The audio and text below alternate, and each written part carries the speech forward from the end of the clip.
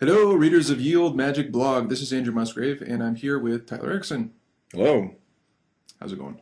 It's going well. Okay. And this is the first, I guess, installment of just talking and interviewing and chatting about stuff. Okay. And I think we were trying to figure out some sort of topic that would be, nice and simple and probably talked to death about already, but maybe we can add something new, or you can probably add something new, maybe. You going to tell me what the topic is? Yes, the pass. We're going to talk about the pass. The pass with cards. The pass with cards. The pass with cards, not the Make the pass and the coin vanishes. right. Yeah. Yeah. How do you feel about the pass? Okay. Well, I'll throw something at you, and then maybe you can field it. The pass is called in many fundamental books is one of the most important card sleights out there. Even though the books rarely follow it up with tricks that actually use the pass to any sort of useful extent. So they make this claim about the pass being like a really, really important sleight. Do you agree with it, that statement? Well, it depends. If you take it on its historical context, in that the pass was the mainstay for controlling a card to the top, then yes, it was what you had because you had no alternatives. I think where you really get into the is it good or not realm of a real question is the pass has several aspects to it. And if you're utilizing those aspects, then it's a wonderful move. But most of the time, people are not utilizing the main benefits of the move. And because of that, they could live without it. And well, that's kind of interesting too, because in that book Royal Road to Card Magic, where they talk about using the pass, they do some really stupid things. Like they say, okay, then you pass the card to the top, and then you shuffle it to a certain position. So Right. it's like they don't even understand what's the point of using the pass in the first place. And other people have made that point as well. Okay. Well, you know what, just for the sake of, I know that most people listening probably have some rudimentary understanding of the pass, but just to clarify what exactly qualifies as a pass. Okay, good. Yeah. A pass is a concealed cutting of the deck, which will bring the cards, well, most often it's used to bring a card to the top of the deck. So you have a break over a selection, you execute the pass, and at the end, that selection is on the top. Now, in the process of doing that, of course, since the deck is getting cut, every single card in the deck is moving. Now, you will hear people say things like, using the pass to control a single card is like squashing a flea with a sledgehammer. And on one level, they are correct. But I would make the counter argument that if you buy a computer and it has a calculator function, and all you do is use your computer as a calculator, then you have misspent your money. You could have got by with a calculator. However, if you bought your computer and you use it as a computer, but sometimes you need a calculator and you use the calculator function, then your money was spent wisely. How does that translate? If you learned the pass for the things that only the pass can do, and somewhere along the line you use it for controlling cards to the top of the deck, so be it. But if that's the only thing you needed and you put all your time into this move, then you've probably put time where it didn't necessarily have to go. Right. But I mean, there's obviously there's a little bit more to it than just that. Like, for instance, you might want to control a card up to the top of the deck, but you might also want to maintain the stack at the same time. It's At true. which point the pass could be useful. Some other things. Okay, well, when you look, going back to what does the pass do? Here are some things that the pass does that help separate it from other things. Number one, it is an invisible move. It has no external reality, as Master Ascanio would say. That from the audience's standpoint, nothing happens. You've got the deck of cards. A moment later, you've still got the deck of cards. Perhaps they saw you riffle it or something, but the cards have apparently not changed order. Yet, indeed, they have been cut. Now, that's very good for a number of things, one of which is retaining a stack, as you mentioned. Another is if you're moving cards to different locations. For instance, if you have two cards in the center and a break between them, when you execute a pass, one card is now on the top and one card is now on the bottom. Also, what was on the top and the bottom now goes into the center. So the pass is particularly good at moving well, all the cards move, and therefore if you have several key cards, not key cards as in the key cards, but several important cards, they all get reoriented in one single efficient move. Right, and this would be in contrast to we're talking about moves with an internal reality and an external reality. The pass basically has no external reality. That is correct. And something like they put the card back in the deck and then you shuffle the deck as if to randomize it. That is a move with an external reality. Correct, yes. The audience sees a shuffle, And so it is meant to be interpreted as a real shuffle, but it has been falsified in one factor or another. But they now know that the card could be anywhere, or cards could be anywhere, that there's no specific spot. If I have you put a card back into the middle of the deck and I execute a pass, if I've done it well, they should believe that, or you should believe that the card is still locked in the center of the deck. If you put a card into the center of the deck and I shuffle, you should now believe the card could be literally anywhere. Right, and these are two very different things, and they both have their advantages and disadvantages. Right, these are features, and as you put together Magic, you take into account what features am I looking for, what benefits me, because there is a difference. Sometimes it is critical that you use a passive control, something that creates the impression that the card stays where the person put it, and other times it is far more beneficial for them to believe the card's mixed and the card could be anywhere. Right. I guess two examples could be like crude examples. One would be an ambitious card routine, for instance. They see their card go into the middle, all of a sudden you tap the top of the deck, and there it is. Exactly. That would be something that benefits from a move with no external reality, versus say an impromptu card at any number thing, where you shuffle the cards up, they name in a number, and then you just start dealing cards out, and then you arrive at their card at that number. Right. The shuffle could explain how it arrived at that number. Well, I'll give,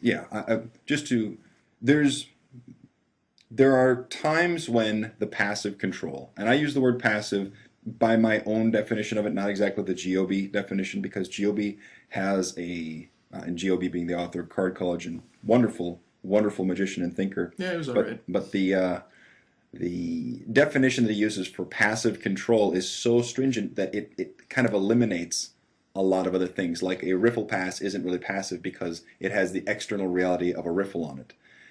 That becomes really difficult to work within because so many things will have some kind of covering agent. So to me, a passive control is very easy to define as one where the cards don't appear to change their order. So a spread call, a side steal, any form of pass, all these things are passive controls because from the audience's perspective, the cards are in the same order the entire time. They see no mixing action, no cutting, no shuffling, right, no dealing. Well, this brings us to an interesting point, I guess. Obviously, there are different kinds of passes, and different passes are going to have different ways to cover themselves so that they're not detected. How do you feel about things like, say, a riffle pass or a jiggle pass, where some action is carried out to cover the action? Well, for the most part, I am not fond of passes that have a lot of covering action to them. In fact, just as a general covering strategy, I prefer transfers, like the deck literally going from one hand to the other, because I feel that is the most motivated, or the easiest to motivate and the easiest to make look good. And Squaring actions. Sorry, you're doing the pass as you hand the deck from one hand. Okay, yeah. Exactly. And under cover of the deck, moving from one hand to the other is typically the most common way for me to do it. Now, again, this is dependent upon which style of pass you're doing. Many people, when they hear the pass, they assume classic pass, but of course, the two major branches are classic pass and Herman pass. And just so you know your definitions, the classic pass involves pulling the top half underneath, and so momentarily what was the bottom half of the deck masquerades as the entire deck, whereas with a Herman pass, the exact opposite takes place. The top half of the deck masquerades as the entire deck until the lower part can be moved around.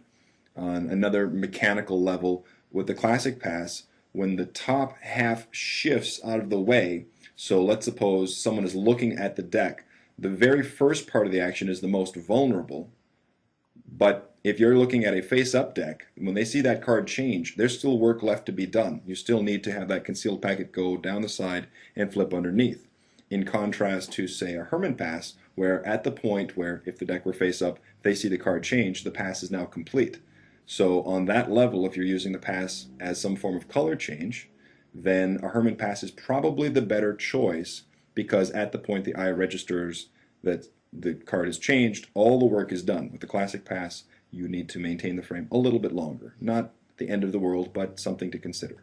Well, that's interesting, actually, because I know some people have used, for instance, the riffle pass in order to effect either a color change or, say, in a sandwich effect, the disappearance of one of the or one of the sandwich cards.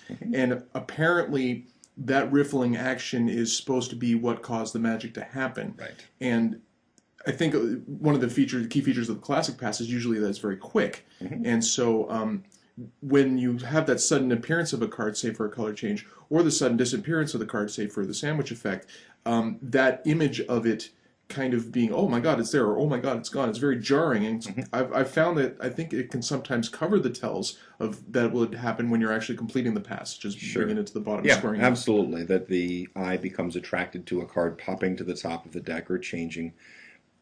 I think it's very important within a discussion like this that we talk about levels of conviction and nuance. It's not like one is good and the other is bad. It's one is good and the other might be better. And so, if given the choice, all other things being equal, I would rather use a Herman style pass for any form of color change because at the point where something registers, it's all done.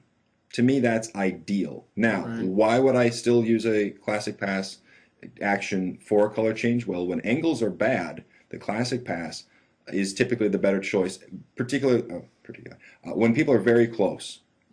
The classic pass is an ideal move because their perspective is forced downward. They have a bird's eye view of the deck, and under those conditions, the pass is essentially angle proof. Now, it is quite critical, though, that the people are close to you looking straight down. The further away they get, the more their eye can go underneath the hands, And the the- less ideal the move is. The more that kick at the Right. bottom is going to be perceived. Yeah, the more you see the knuckles drop away and all that kind of stuff.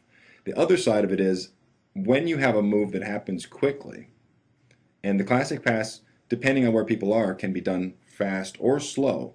And the basic determining factor, if you have facility in the move, is it needs to be quick when people are at the worst angles.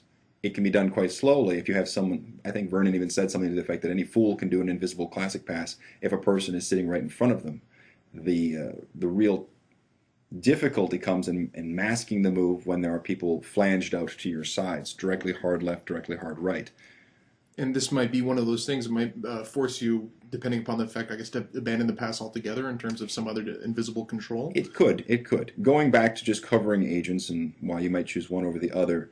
So the classic pass for me is the one that I would go to if I'm affecting a visual change and the people are very, very close to me. If the people are at any distance and I can manage the angles any better, I would prefer the Herman pass for the aforementioned reasons.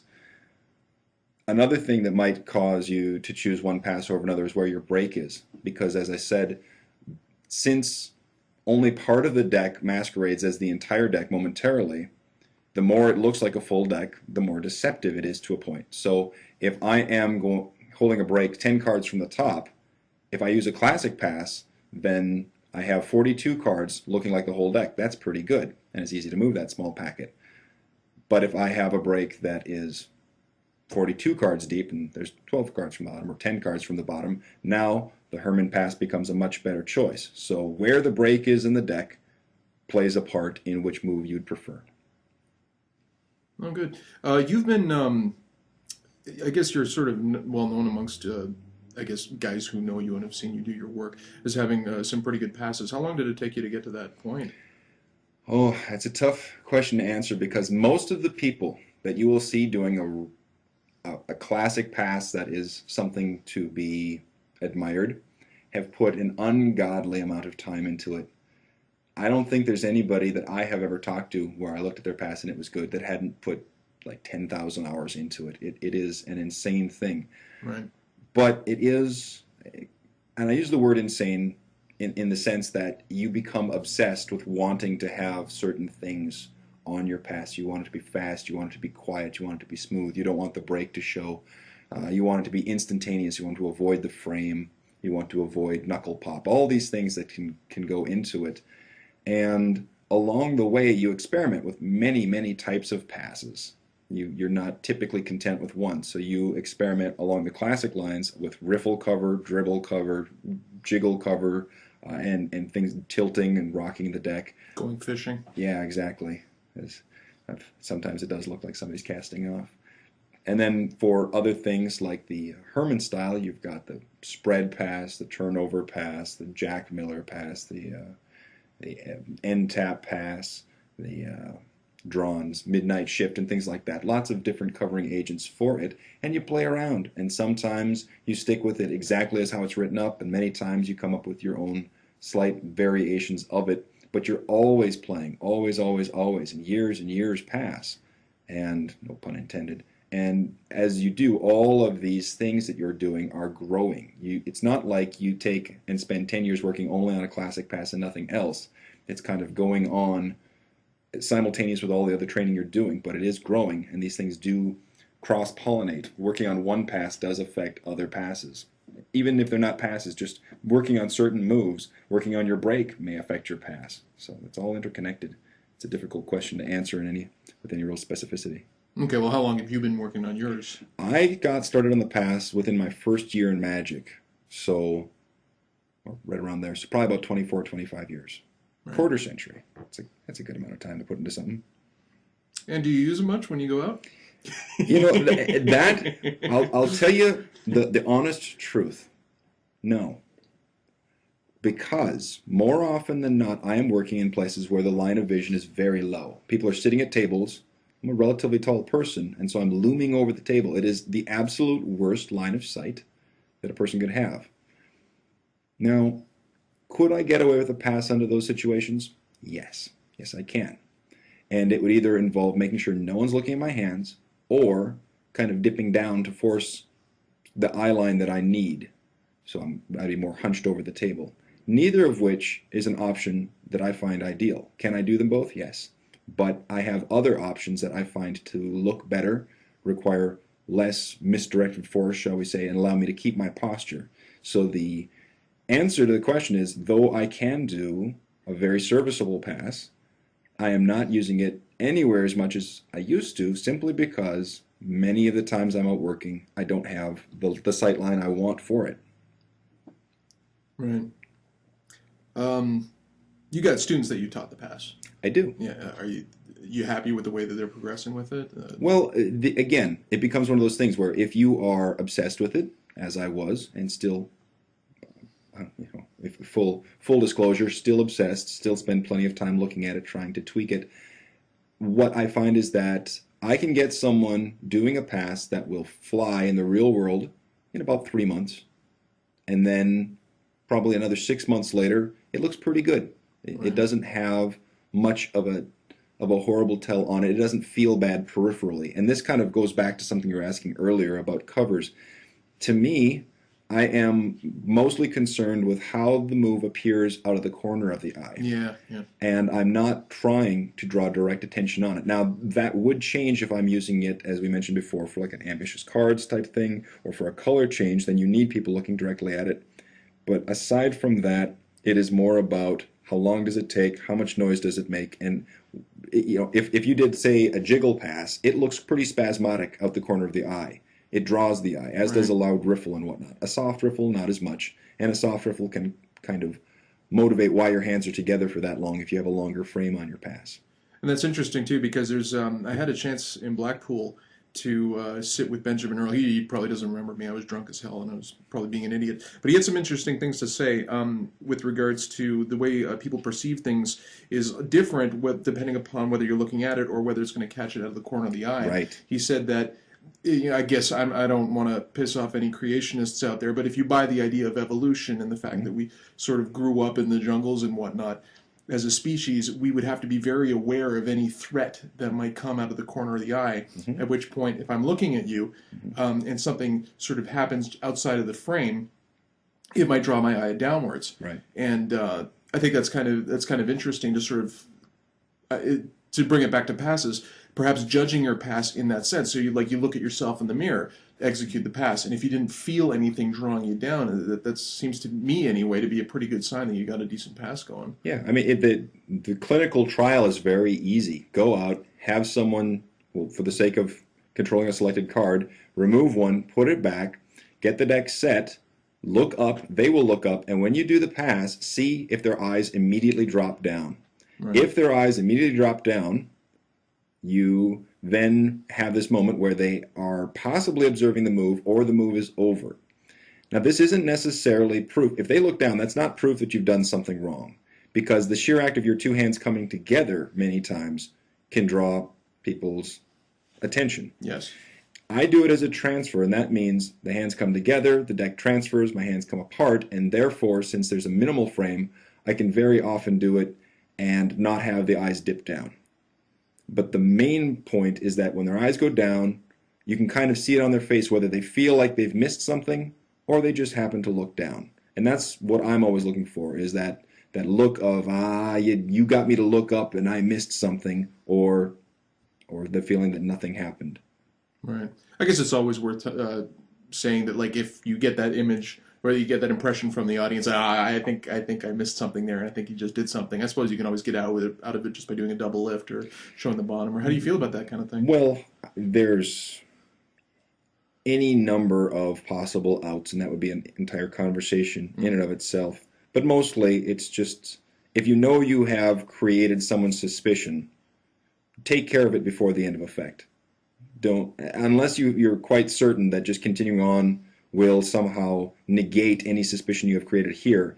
It's a far better cry to, if you do a pass, you think that they have caught your pass, and it's, let's say for a selected card, that you then allow them to shuffle the deck just to take care of any stink of later on when you get to the end, they go, oh yeah, but I saw you do something. Because you would now have this, let's say, shuffle in the place, and they now no longer have any leverage for what that could have been.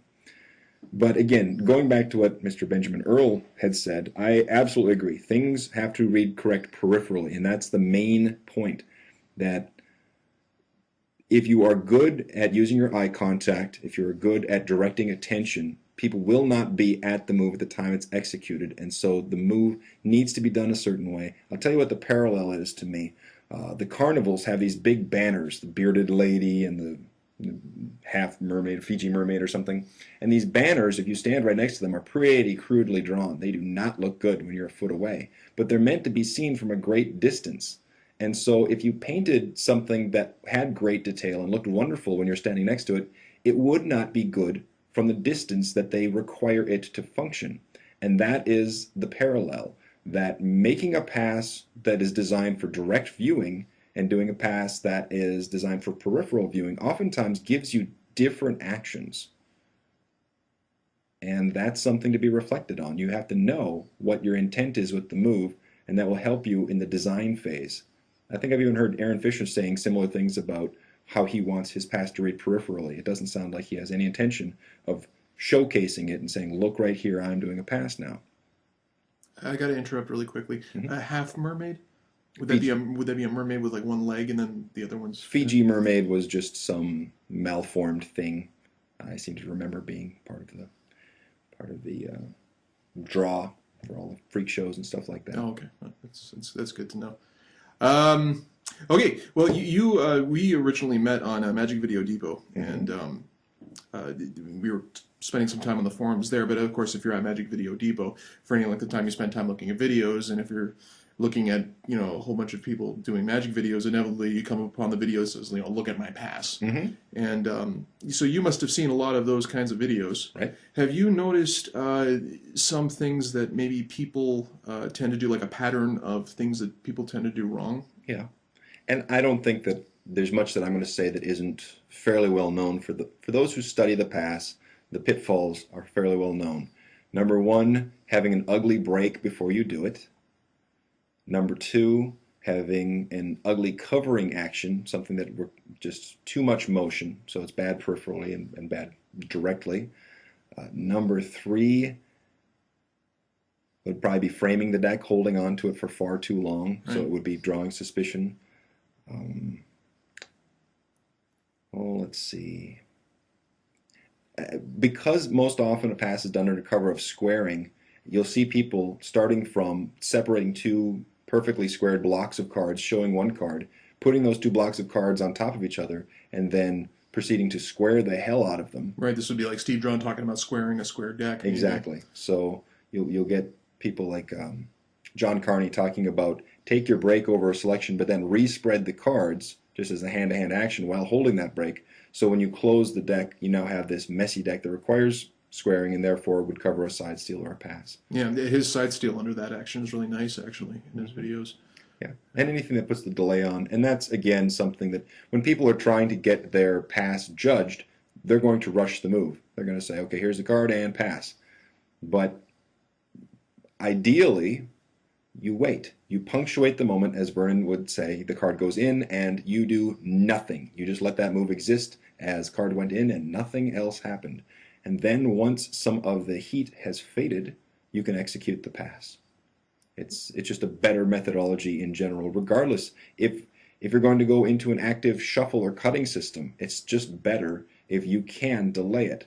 Now that's only going to be possible if it looks like the card went back into the deck in a way that it's lost. If it looks like the card went in the deck and you rammed your finger on top of it or something, then they're just going to continue to stare at where the big line is in the front of the deck and feel like it's not lost. But that's more of an issue on your break than of your control. I suppose it's interesting, the idea about sort of spreading the cards again in order to re-square them and then do the action at that point. Other things could be, say, dribbling the cards on top of the where your break is, because then in that squaring action, Right. you can execute the pass, or you could even dribble it in such a way that you don't even have to hold a break. You can table the thing, Right, and yep. then pick it up and attain the break under better conditions. Yep, you can delay using a jog or a crimp or a short card or any other number of things, but the main idea is the delay. Right. Punctuate the replacement, execute the control afterwards. And then Vade the Veek kind of thing. Yeah, the Mulliny quote. I think he was talking about it in regards to a side steal, but because I think that was the move that he tended to use. Right. But somebody asked him, how long do you wait before you make the move? And he says, if you have to, you Vade the Veek. But it's worth mentioning, just because a side steal like a pass is a move with no external reality. Exactly. So you don't want it to ever register. Mm-hmm. Right. Yep. There was one more thing, and you will hear people, because again, there's a lot of dogma in Magic, like you don't need a pass, or the pass is the backbone of Magic, and the reality is always going to be a more nuanced position of sometimes this and sometimes that. So earlier on when you were asking me, do people need to learn a pass? It really depends. The pass moves all the cards in the deck, and so therefore it sometimes does things that no other move can do as efficiently. And I'll give you one example of where a pass can be very, very handy. If you're doing a series of color changes, and most often a color change is created by secretly palming a card and then adding it to the face of the deck, you have evidence there. If I'm showing the Ace of Spades, I wave my hand over, it turns into the King of Hearts, all that they have to do is want to see the card under the King of Hearts, and I'm sunk. But if you do a series of color changes and you end it with a pass, now not only has the card changed, but all the other evidence is buried in the center of the deck. Right. And so it is absolutely necessary to do a pass as opposed to any other form of color change, because it's doing double duty. It's affecting the color change, but it's also getting rid of the deadwood. And that's an important aspect that is often overlooked. Because the pass is moving all these cards around, cavorting aces is probably the most famous application of the pass. And you will hear people say, oh, I don't need to use a pass, I can always use a double undercut. I would be willing to venture that cavorting aces done with a double undercut is probably a less impressive feat. Right. One thing that I find interesting, it's a point you brought up a long time ago when we were discussing it. When you're talking about moves that have no external reality, a lot of the times they're hidden moves, but they're going to have some kind of tell, Sure. that something happened. Yeah. So if you're in a situation where nothing was supposed to happen, but they sense the tell, that could be a problematic situation. Sure. And I remember this is something you said a while ago, and it was a point of view I kind of adopted as well. When people are talking about using a pass being involving too much brute force as compared to using a side steal, and oh, right, I know what you're getting at. yeah, I understand. Like, while I understand where the people are coming from, the thing that I would never use a side steal for myself. I don't do it well enough, for one. But the other thing about it too is that the tells on a pass are really ambiguous a lot of the times. Right. Like, even if you did a riffle pass, a lot of the times they might sense the moment that it actually happened, but the moment what they might sense is, well, he just riffled the deck. Whereas if you sat down 100 people in a room and said, I want you to find a way to secretly get that card from the middle to the top, I would bet lots of money on the fact that the people there would probably come to some sort of agreement that the side steal or side steal like action would be the way to go. But they'd never come up with like a high speed cutting of the deck to do it. Agreed. Yeah, what it boils down to, and I use certain words all the time, and you'll hear me say intuitively obvious, Right. that when someone sees something, the very first thing that their brain calculates as how it might have worked is the intuitive solution. If I take a coin and I put it in my pocket and it comes out through my pocket, magicians will think, oh, duplicate coin, or didn't really put it there. A normal person will think, hole in the pocket. Now, we automatically bypass that because, A, we're not big fans of drilling holes in our clothing, at least, well, the majority of us aren't. And B, we already have a working method for how it could be done. So a lot of times magicians are easily fooled with intuitive solutions, things that wouldn't fool lay people. Doing ambitious card with a one-way deck, for instance. But that's a whole other discussion. Yes. Getting back to the pass and the side steal, if you ask someone, there's a card in the middle of the deck, and, well, ambitious card would be a good example. The card's in the middle of the deck, suddenly it's on the top. You ask them to try and just figure out what must have happened. The solution is you took the card out of the middle and put it on the top. People don't tend to think of cutting the deck to put the card on top, because why would you do all that if the only card you care about is the one that was the selected card, and you want that on top? You just pull that one out, you stick it on top. That's an efficient solution. And the argument that I was making in pass versus side steal is, if it flashes, it's not so much about someone sensing a move as it is if it flashes. A pass is a difficult thing to decipher what goes on, particularly if it's done, it's like a classic pass style. You see the deck kind of open up, you see knuckles dip, you see packets come apart and come together. A lot of times, even if it flashes badly, it's just hard to interpret if that was a move or not. Right. However, a side steal looks exactly like what it is. It looks like you pulling one important card out of the middle and putting it on the top. And so the basic argument was, if all other things being the same, if the move flashes, one offers you a little bit of room to maneuver because they don't necessarily know what they saw, and the other one is absolutely, clearly, definitively, I know what you did. Right. I guess to finish this off, we've blabbed on for about like 30 minutes here. And I know you can probably like go on for like hours of just about the pass. If someone is going out there, they want to learn the pass, where would you point them towards? There's some like notable sources, like Ken Krenzel is supposed to be like great for the pass, and Richard Kaufman's got his On the Pass DVD. Di Vernon's written tons on it. Where would you send people? And you're not allowed to, no self-promoting here. Well, yeah, I feel like in the beginning, if you're learning a pass, and this is a bigger conversation than just the pass itself. It's at a certain point as a beginner, all information is relatively equal. You go to a good source, look at Card College, look at Erdnase, look at Vernon, look at Krenzel. The information Jay Sankey and I got started with On the Pass by Richard Kaufman. The one thing I can tell you is, if you've only read about it, you do not get it. Particularly the classic pass. It is so difficult to understand what the audience is supposed to see without actually having seen it done. And seeing someone competent do it, you are typically like, holy hell, I never thought, reading in the book, I never thought it could happen like that. So absolutely you need to see what it's like. But what you'll find is, in the beginning, the basic mechanics are such that you can learn them anywhere, and then you work, and then you start looking at the covering agents and what you like. And most people initially are drawn to things like the riffling cover and the larger drop and dip covers and the shaking, because it gives visual cover. While peripherally it might be a nightmare, at least for the direct viewing as you're looking at a webcam, you may go, ah, yeah. And so I guess just realize that there is no overnight success any more than if you want to be a bodybuilder. You can just go and work out 12 hours in 3 days and suddenly be there. It's this constant practice. I think the idea of doing it 100 times a day for a year just to understand the mechanics is pretty true. There's an element to just doing a lot of passes, even if they don't look good, to build the muscles of the hand, to get the idea of what it is supposed to be going on, and then starting to sculpt and chip away at the extra energy that's there and the extra movement and figuring out your angles and things like that. And just keeping your eyes open and looking at different people and modeling what they're doing. If you see a pass that you like, then certainly start paying attention to what that person is doing, because you can probably do it too. I do think it's important, though, particularly in a day and age where most people are having their passes judged by a webcam that is directly focused on their hands, where their hands take up the entire screen, is kind of unfair.